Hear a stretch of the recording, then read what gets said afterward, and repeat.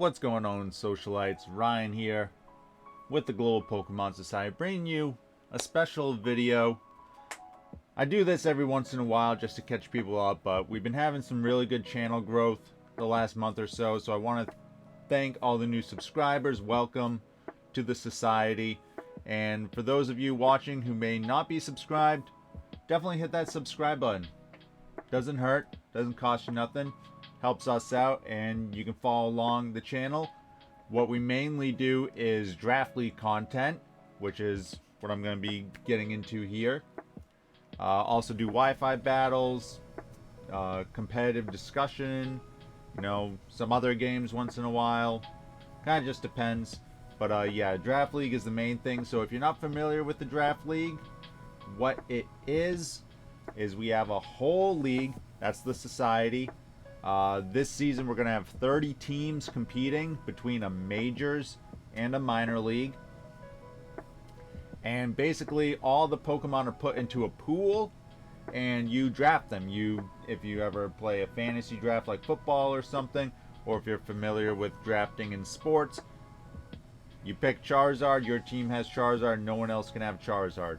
And then we do battles against each other and do a playoff format. So that's the gist of it. Follow along. There's a little more to it, but that's the gist of it. So what I want to do is I want to get everyone caught up with our draft league. One of the cool things when you follow draft league is you get to follow along the stories, the people, the coaches. Sometimes even the Pokemon have their own history and background. And ours has a lot of background. 8 seasons we've done so far. We're going to be doing season 9 starting just this week. Will be the draft, so make sure you tune in for that Friday night, 8 p.m. Eastern, here on the channel. Yeah, so really looking forward to that, and we got a lot to go over, so let's get right into it here. Our history spanning all of 3 years, starting at the beginning. Let me just do that so you can actually read all that. At the beginning of 2020, yes, pre-COVID. We've been around longer than the country's been shut down, but you know, or before it was shut down. So yeah, we initially started as Pokemon New England. So I'm from Massachusetts. A lot of people in the league, not everyone was from New England, but majority of them were. So when I initially came up with the concept, there were 10 teams. Pokemon New England. Very quickly we changed that because I realized, like, oh, not a lot of people are in New England. I want to make sure that I can include more people. So we changed the name to 5S, which stood for Swordward and Shieldbird Spectacular Skirmish Society.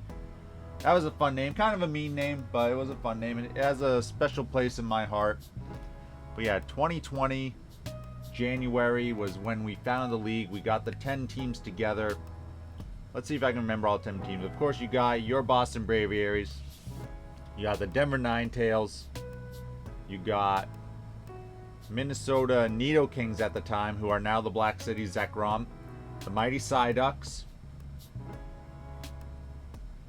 The Lavender Town Gengars, different coach. LA Kinglers, different coach. Detroit Steelix. Montreal Milotics. The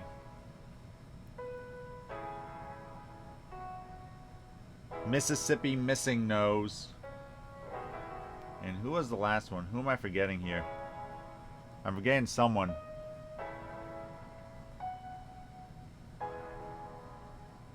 Oh, that's bad. I'm forgetting someone. Oh well. Oh, the Waco Scizors. How could I forget? Josh and the Waco Scizors, of course. Of course. So yeah, that was the original 10 that we had the draft in February, so this was pre Isle of Armor, Sword and Shield. So Pokemon Home was out, so you had some of the new Pokemon, but for the most part it was pretty basic. We did singles, we had Dynamax, but you were only allowed to draft 1 Dynamax Pokemon, your Gigantamax Pokemon. Very interesting, and season 1 champ right here. Moving on to season 2 is when we started YouTube. We started YouTube at the end of May of 2020. did podcasts, recorded battles, etc. June was the start of Season 2. Season 2 was definitely the roughest season. My daughter was born at the end of June. I definitely made a poor decision. So there was a team, the Tuscaloosa Talonflames, who had 2 coaches. I made a deal with one of them because I was starting off. I started off a pretty bad season 2. So I made a deal with one of the coaches for a trade. The other coach didn't like it. I said, well, this coach did, so we're gonna do it. Created a whole thing. We backtracked on it, and they got their thing. But it definitely created a lot of turmoil in the league. Between having to deal with my daughter and the pandemic and everything, and then now there were people in the rules committee who wanted to take the league from me. Ended up, like, we had 16 people, ended up 6 of them leaving. Some of them went to start their own draft league. It failed miserably. You know, different story, different time. But yeah, but definitely made me take a step back from that, and I'm definitely in a better place with not as much going on with the stress level of that. So that's always good. But yeah, there was a whole to do. If you want to go back and look at some of the podcasts we did back then, I'm sure it dives all into it. But yeah, so ended up Season 2. We repeated. And even with the teams that left, it wasn't like a easy victory sort of thing. We still had to beat the team that was crushing everybody all season long, which was the Tuscaloosa Talonflames. They went undefeated all season, and we were able to kind of cheese them out in the last game. We in the finals, we used G-Max Hatterene, G-Max Smite to confuse their Colossal, which was their MVP all season, and it hit itself in confusion 2 times. So that definitely turned it all around for us. Then Season 3 was in September. Back to singles. Season 2 was doubles. This is how we do it. We do singles on odd seasons, doubles on even seasons. Makes sense. Season 3 went back. We went back up to 16 teams, got a bunch of new coaches. Many of them still around. The team that won that season was the Montreal Milotics with new coach Oliver. And unfortunately, that was the only season he ever played in. He said thanks for the trophy and scram. So he forever champion. Never lost his title because he never defended it. But you know, I poked fun at it. But yeah, I'm always like, oh, I wish I could have had my revenge, because we had a perfect regular season, but we lost in the semifinals. So we didn't even get to play him all season. Would have been interesting. Moving on to 2021 in January, Season 4, again, up to 16 teams. We added a minor league, which consisted of 8 teams. And we changed our name to the Global Pokemon Society, which is what you're watching right now. So welcome, Global Pokemon Society.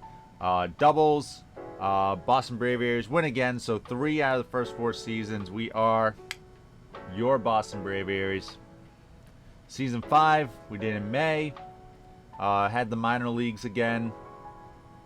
16 teams in the majors, 8 teams in the minors. The Tokyo Togekiss end up winning this season. We're going to go over a bunch of the teams later in the video, so I'll talk about them more, but really big upset. They beat the Boston Braviaries in the finals. So, well-deserved victory for them. Our Rotom Wash, the 2 games we lost was because lead Rotom Wash missed Hydro Pump on Sandaconda and let them get rocks up both games. If we had hit the Hydro Pump, either one of those, and prevented the rocks, we would have won either game, because those rocks we could not get rid of once they were up.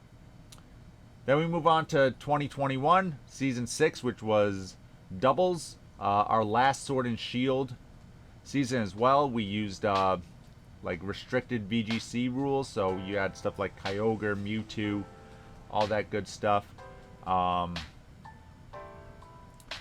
We had 20 teams here. No minor leagues. Just majors. 20 teams. And the Denver Ninetales, who made the finals in Season 4 and have been a really good team throughout the seasons, finally get their trophy. They get the perfect season and the trophy. First ever perfect, like win all the games in the regular season and win the championship. First perfect season. Oh no, that's a lie. That's a lie. Redact that. Redact that. Season 4, I had the perfect season. So, redact that, yeah. Season 4, I had the perfect season. So, they had the second one. Anyway, Season 7 was Brilliant Diamond Shine Pearl in January of this current year, 2022. Another perfect season as your Boston Braviaries win that, going undefeated all the way through. We brought back the minor leagues in this one as well. And 16 teams in the majors, 8 teams in the minors. Or it might have been 10 teams in the minors for that season. I don't necessarily remember. Then Season 8 was our most recent season, which ended in September. So it's been a while. It's been almost 4 months. The finals was on September 1st. So think about that. 4 months since we had a season. But we didn't want to start a season and then have Scarlet and Violet come out like a month or so into the season, then people kind of lose interest in the game that we're playing in. So we thought it was better to just wait. I think it's worked out well for the most part. But yeah, your Boston Braviaries again get the championship there. No undefeated team this time, breaking the streak of, let's see, since Season 2, so breaking a streak of 6 straight seasons 2 through 7 of an undefeated team in the regular season anyway. But we're able to defeat the team to beat the Pittsburgh Polteageist in a very interesting finals for sure. So yeah, so we're looking forward to Scarlet and Violet. Kind of just shows you how we usually fit 3 seasons in a year. That is our plan going forward right here. We got the whole year 2023 planned out. So Season 9 going to be Scarlet and Violet singles. Again, the draft is this Friday. Definitely check it out. But I want to go over some of the teams because, yeah, this is the general league history. But every team has their own history too. So there's going to be some teams that we're going to miss. These teams got relegated to the minor leagues this season. So after each season, the worst team in the majors has to swap with the champion from the minor league. And then there's usually opportunities for other minor league teams to challenge some of the major league teams that didn't perform very well. So any Crystallanius fans watching the video, definitely give a shout out to Chris, the Diamond Desert Dwellers. I expect he'll be back. Chris always does well in the minors, but hasn't found success in the majors. So I'm sure he'll bounce back in the minors, make it back up to the majors. He's a 2-time minor league finalist, which is why he's been in the majors a couple times. So we'll have to see if next time he's in the majors, if he can stay up there. The New York Yankees, previously the Worcester Delibirds, for those who have been following the league since the beginning. Going down to the minors for the first time. Juan's a good coach. I'm sure he'll be back in the major soon. And then Zach, who was previously a minor league champion. He was our last place team last season, so he gets relegated to the minors. Again, I think he'll be coming up. I think these teams will do well in the minors. We should see them again in the major soon. But the minor leagues does have 10 teams this season, so there's a lot of competition. I ain't gonna hold them, but for those who don't know, I don't give a damn about the minors. Minor leagues, all I care about is the major leagues. What you done in the major leagues? So we're gonna go in the order of our draft, starting with the Reno Weezings. Reno Weezings have not played in the league since Season 4. Think about that. They played in Season 3 and 4. They were finalists in Season 3. They've won the South Division twice in both those seasons. We do a division breakup, East, West, North, South. We've been doing that since Season 3, when we expanded permanently to 16 teams. Yep. He is a big fan, if you couldn't tell from Weezing, poison and defensive types. And I decided for a little bit of fun, I'm going to rank on some factors these teams. So, drafting, it's how good are you at the actual draft. It is a draft league, so when you pick your initial team, how good is it? For the Reno Weezings, for example, he usually picks a pretty solid team. Giving him a 6 out of 10 here for that. Very solid drafter. Coaching, that's just how well you do in battles. That's what we call our trainers, the coaches. So he's always been solid. I mean, he's got 2 division titles. He made it to a finals. Giving him a 6 now. Haven't seen him in a while. So if he had been playing recently and was putting up these sort of finishes, I'd probably give him more of a 7 or so. But I haven't seen him in a while. You know, what have you done for me lately? Got to prove to me you still got it, Dave. Still got it. Adapting. What that means is throughout the season, how do you change your team? How do you change your sets from game to game to counteract or benefit this strategy against your opponent? 5, I mean, average for Reno from what I remember in their previous seasons.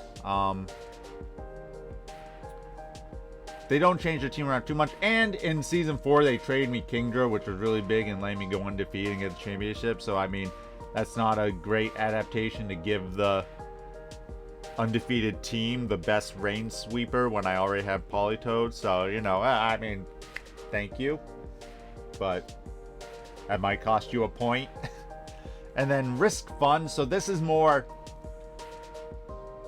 This is kind of like a catch-all, but it's like risky, how fun, how wacky are your teams, how wacky are your sets. Other than trying to stack up on poison types, which does give them a little bit, the teams are relatively stally, relatively defensive. You know, it's not like, you know, sometimes playing against Reno in the past is a little bit of a slog.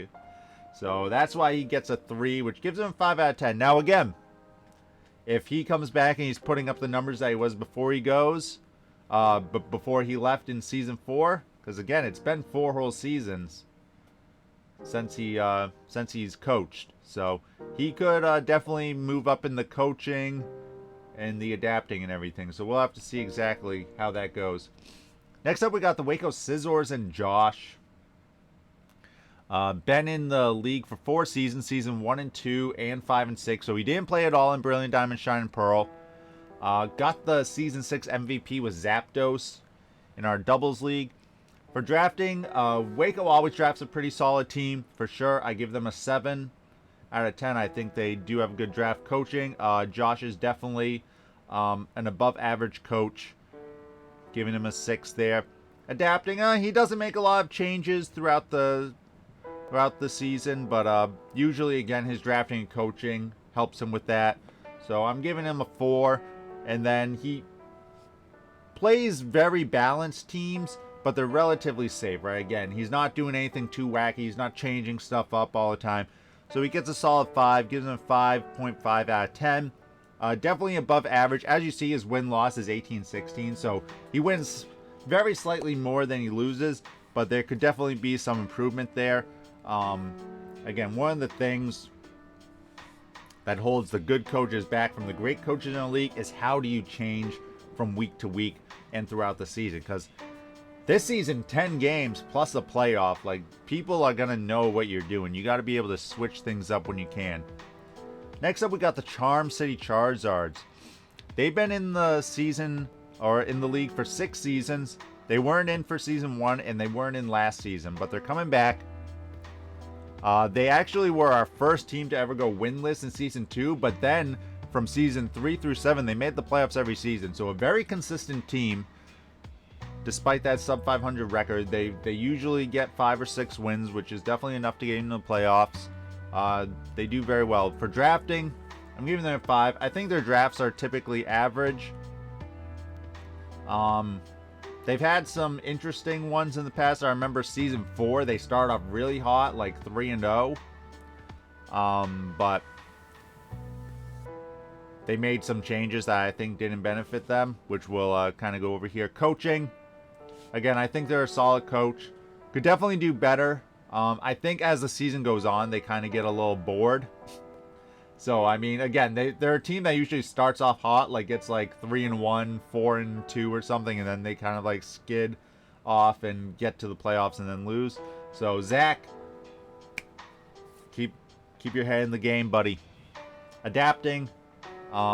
They don't make too many changes throughout the season, but when they do, they're okay. And I'm not giving them too many points. But Risk and Fun, they do some crazy stuff. Again, in Season 4, they had a very interesting team with Anger Point Tauros. They would Dynamax that and use Urshifu to crit it. And they were getting a lot of wins with that, actually, early in the season. And then they traded away Urshifu, and it kind of somewhere around. But yeah, but they have the opportunity to do some fun and risky things for sure. So very, very solid team. Definitely above average team. Again, they make the playoffs all the time. They're always a contender. I think they'll do well. They have a good draft position because they didn't play last season. So that usually means you're going to be up towards the top of the draft when you come back. Should be doing pretty well for them. Next up, we got the Memphis Mews. Kevin, Memphis Mews. Been in the league for 3 seasons. 1 season in the minors and 2 seasons in the majors. They made it all the way to the finals in season 6, as well as winning the division that season. Drafting, very, very solid draft. Very, very solid drafter. Coaching, again, I mean, you made it to the finals, almost went undefeated. He only lost, I believe it was the second to last game that season. As far as like adapting though and risk factor, he could definitely do a little bit more of that. In the season that he made all the way to finals, I don't remember him doing anything too crazy. He did have a Trick Room element on his team that was doubles, so he did have that. But he definitely skidded a little bit more in the singles Brilliant Diamond Shine Pearl season that he participated in. So overall, though, I think Kevin and the Memphis Mews are going to come back and do very well in this season. It is singles again, so we'll have to see. Again, his best season was in doubles, and he didn't play in the last double season. So we'll have to see how he does coming into singles here. Tokyo Togekiss, one of our former champions from Season 5. The only team to win a championship that wasn't a division winner or a top seed. So they got that accolade for sure. Kind of, you know, came out from the wild card spot if you want to look at it from a football perspective. Been in the league for 5 seasons, ever since Season 4. Drafting and coaching, I think they're pretty average overall. What really hurts them is their adapting. Usually they don't make any changes, or the changes they do make are not really addressing the weaknesses of their team. So, you know, kind of looking into that more. And based on who they kind of have as confidants, i.e. Zach of the Buffalo Bidoofs, and Matt and of the Black Sea Zekrom, and Eddie of the Vero Beach Volcarona, who we'll talk about those teams in a little bit.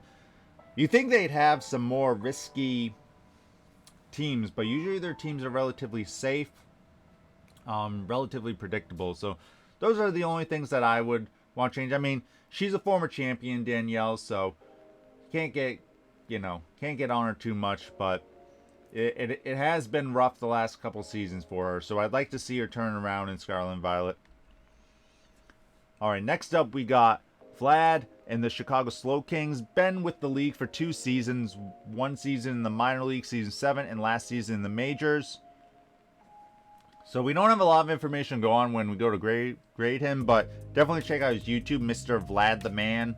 Follow him. Hopefully he'll be posting more content soon. He didn't post too much last couple seasons, but we would love to see some more content. I love having other content creators on here.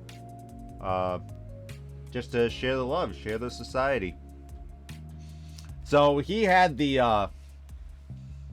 what was it, number 3 pick, I believe it was, last season, and he picked Gardevoir, which is definitely not a strong pick. So I gotta give him a low draft rating there. Coaching, I mean, he's definitely a very solid coach. He did very well in the minor leagues. Did pretty well in the majors too, despite what I think was a really weak draft on his part, going 4-5, just barely missing the playoffs. He never really corrected his weak draft, so that's why his adapting score is pretty low. But I saw what he was trying to go for with the draft, which was kind of like a fun, like, strategy. So I'm giving him a little bump on that for the risk and fun. So we'll have to see, though, how his strategy sort of changes here for the Chicago Slowkings.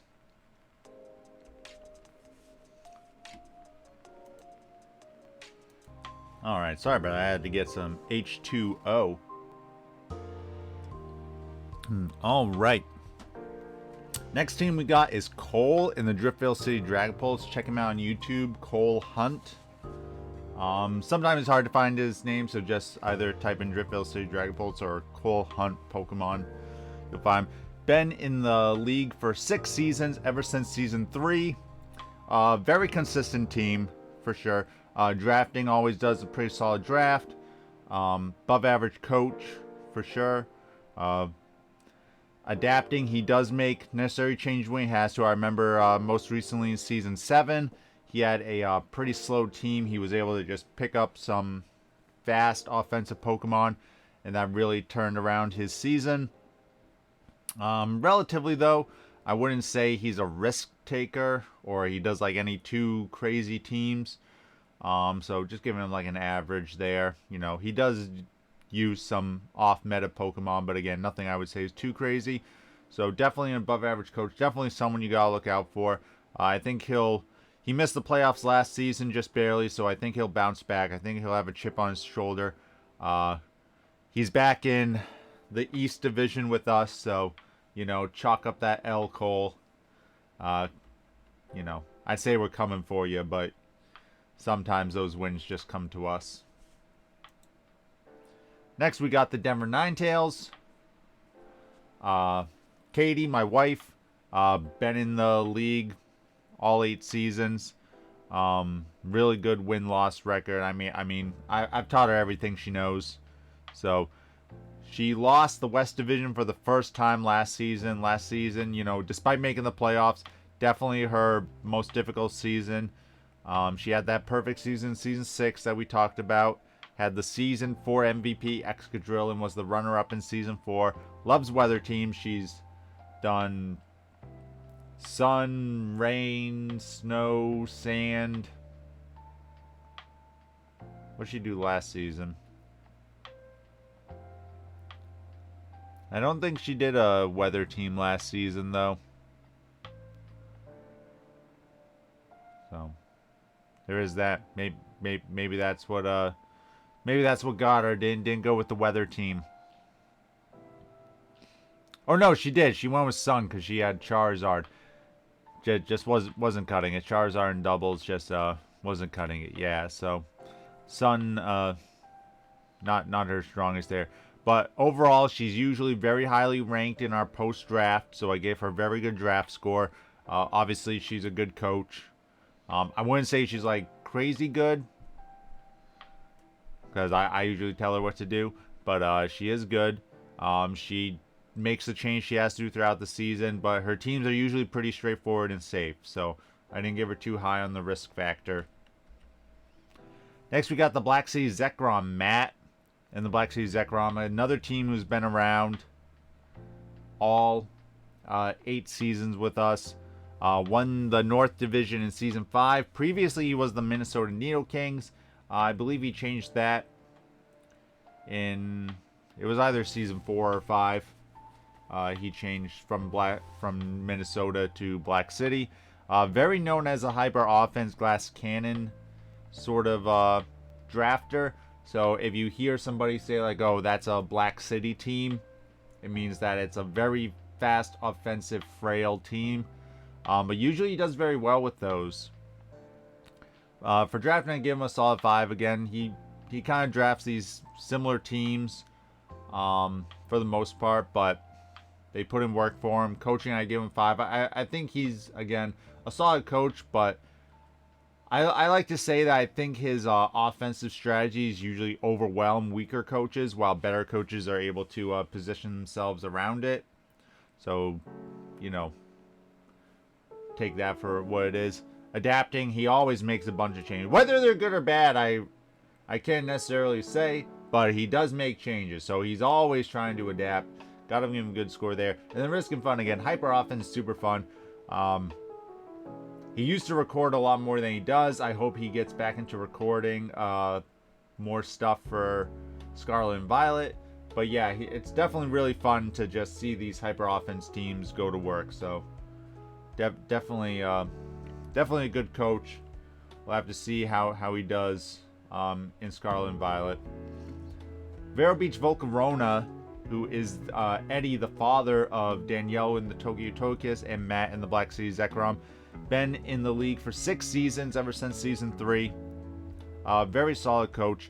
Finally won their first playoff game last season, despite making it 5 straight seasons. So they finally got that off their shoulder, and very much known for unpredictable strategies. You cannot prepare for the Vero Beach Volcarona. You just never know. They'll always do something. When I have to commentate their battles and I look at their move pools or their item choices or something, there's always something that throws you for a loop, that's for sure. Drafting, they always have very solid drafts. Coaching now, I give them a 5, only because sometimes I'm like, again, going back to you never know what they're going to do. Sometimes I'm like, man, that is just bad. That is just, there's no redeeming that. But I could definitely see, like, I think you could argue they're probably a 6 or something, but I already got the spreadsheet going. I'm not going to change it now. Adapting, they definitely make changes when they have to. They ask my opinion. They, like, never take it, but they at least ask my opinion, which is more than I can say for most coaches.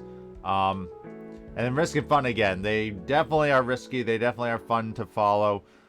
Very solid team. Happy to have Eddie as a part of the society for sure. Definitely one of the more fun teams to follow. And again, always does well. Making the playoffs 5 straight seasons is nothing to scoff at. Lavender Gengars, Alex.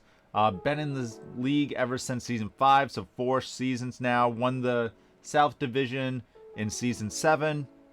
Also got runner-up that season.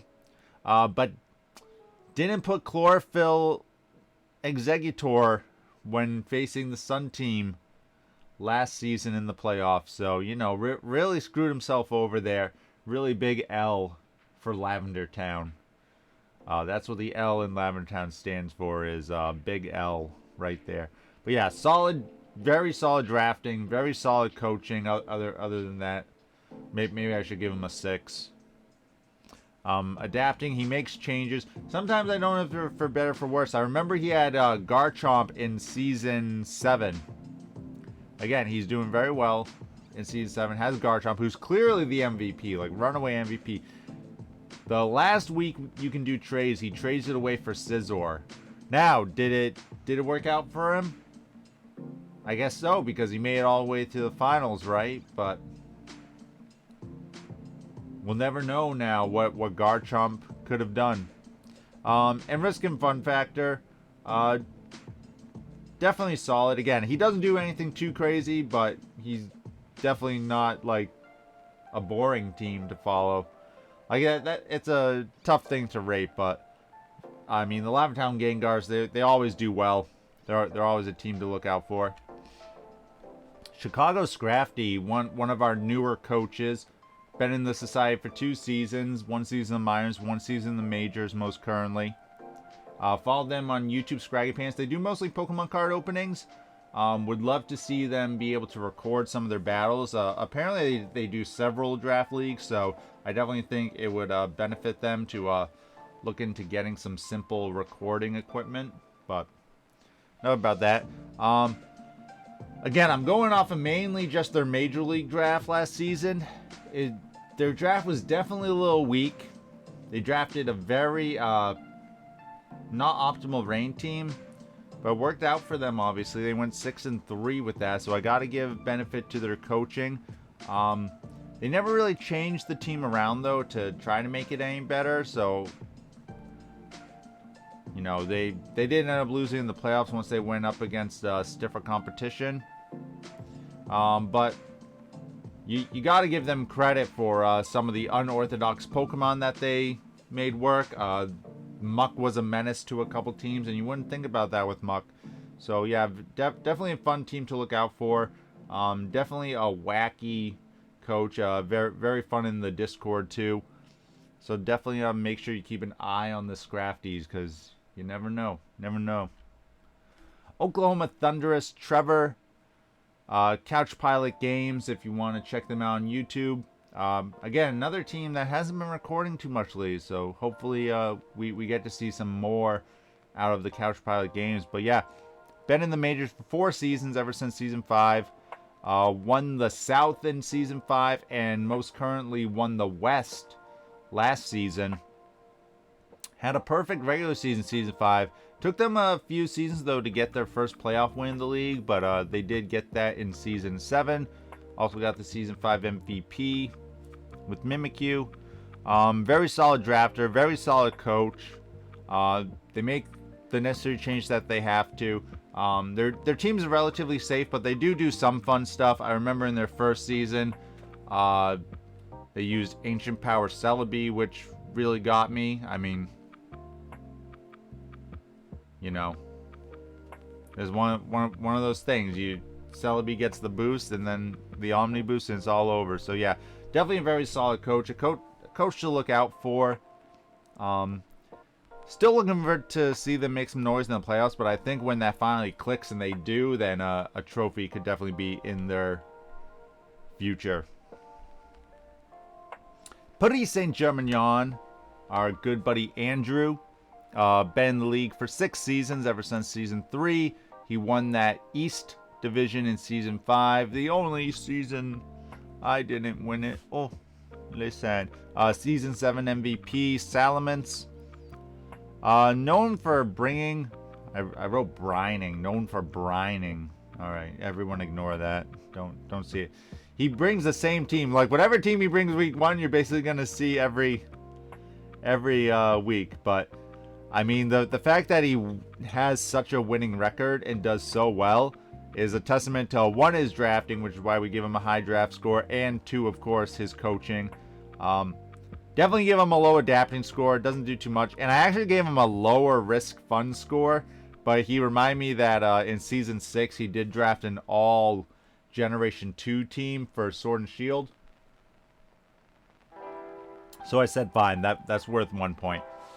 Like, the 5.25, don't take that as a token of his skill, right? Like, the 8 in coaching is a token of his skill. The 8 in drafting is a token to his team building. That's all you need. The rest is bread and butter, and he takes care of it. But, yeah. You're definitely not going to see anything too wacky, but you're gonna get a very solid season every season out of PSG. Next, we got the Phoenix Primals. Last season was their first season in the Major Leagues, and they did very well, going 8-1, making it to the semifinals, even getting that division title in the South. If you want to check out Kevin and the Phoenix Primals, check out Sin Dragonlord on YouTube. Very solid drafting. They had a very good draft last season. Obviously, very solid coaching.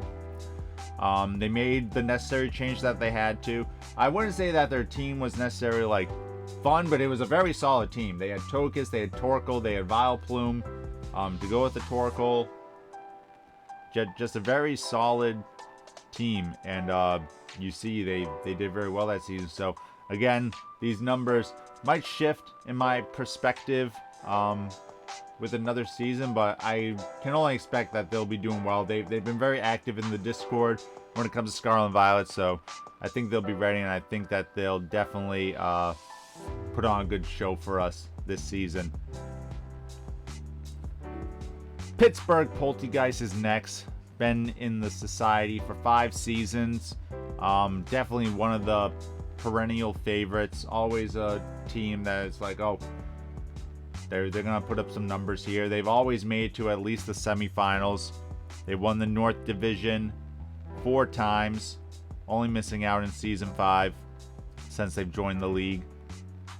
They were last season's runner-up, and they also got the MVP award last season with Cresselia. A very solid drafter. Again, it's one, like I was talking about, Denver is always like S rank when we do the post-draft rankings. Pittsburgh is always like one of those S rank teams. Coaching, of course, like I said, he's always making it at least to the semis. Got the good coaching. He makes the changes he needs to. His teams are usually pretty safe. I wouldn't say they're anything wacky or like, you're not going to get thrown for a loop on what he does, right? He's not bringing mono priority to set up Calm Mind Clefable in the finals.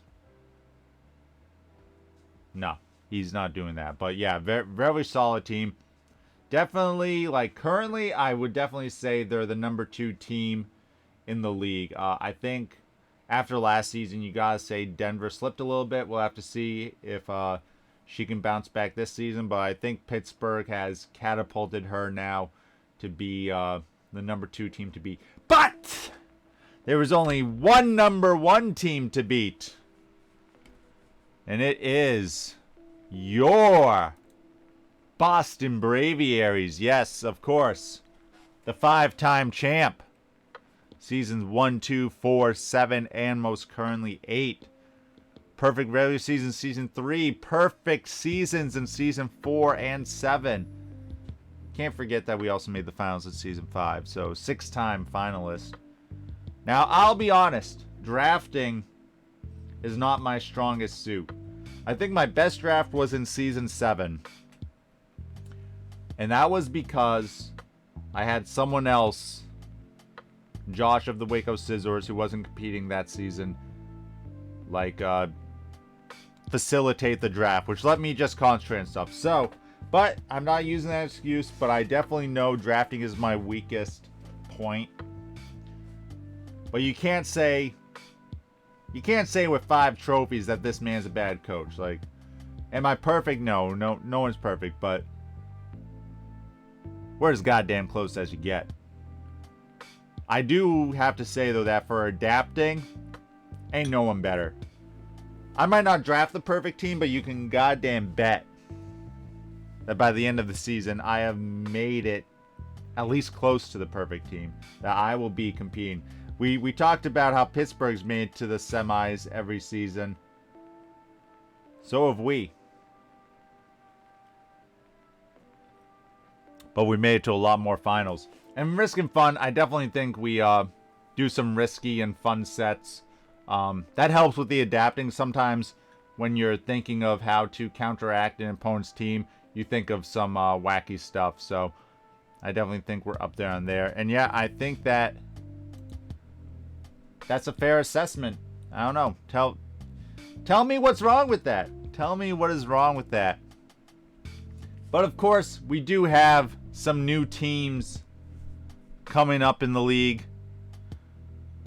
Coming from the minor leagues, we got the Florida Feraligators, the Seattle Shiny Sylveons, and the minor league champion from Season 8, the Simiwinnie Seers. They'll all be competing in the majors this season too, and we'll have to see how well do they draft. How do they do in their battles? Are they able to adapt? And at the end of the day, just how much fun are we having? Because we want to have fun for you guys. So let me know, are you excited for Season 9 of the Draft League? Are you interested in the Draft League? You know, maybe you just follow my Wi-Fi battles. It's a good time, though. Don't worry. As always, stay classy, society.